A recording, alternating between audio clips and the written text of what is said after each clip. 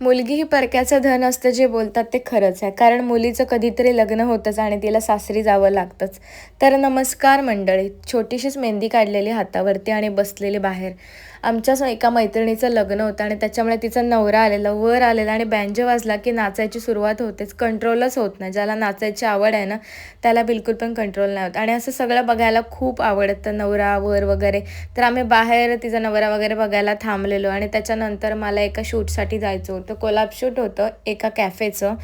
तर माझ्या नवऱ्याला घेऊन चाललेले. ॲक्च्युली खरं सांगायचं तर याच्याशिवाय माझं काहीच नाही होऊ शकत. कारण हा मला खूप जास्त सपोर्ट करतो आणि माझ्या पाठी उभा राहतो.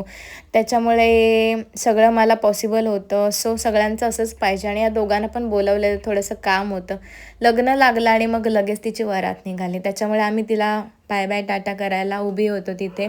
सो सगळ्या जणी होत्या आणि मग ना मुलीचं आयुष्य असं असतं की तिला कधी ना कधी सासरी जावं लागतं आणि खूपच वाईट वाटत होतं. कारण मी पण या सिच्युएशनमधून गेलेली आहे. त्याच्यामुळे मला दुसऱ्यांचं खूप वाईट वाटतं लगेच रडायला येतं.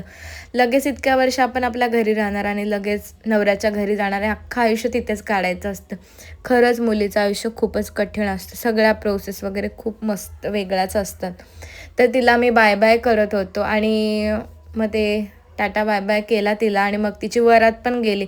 लगेच बोलताना हळद, साखरपुडा, लग्न लगेच झालं. असे दिवस लगेच पटापटा जातात. त्याच्यामुळे माझा दिवस पण असा संपला. भेटू, बाय.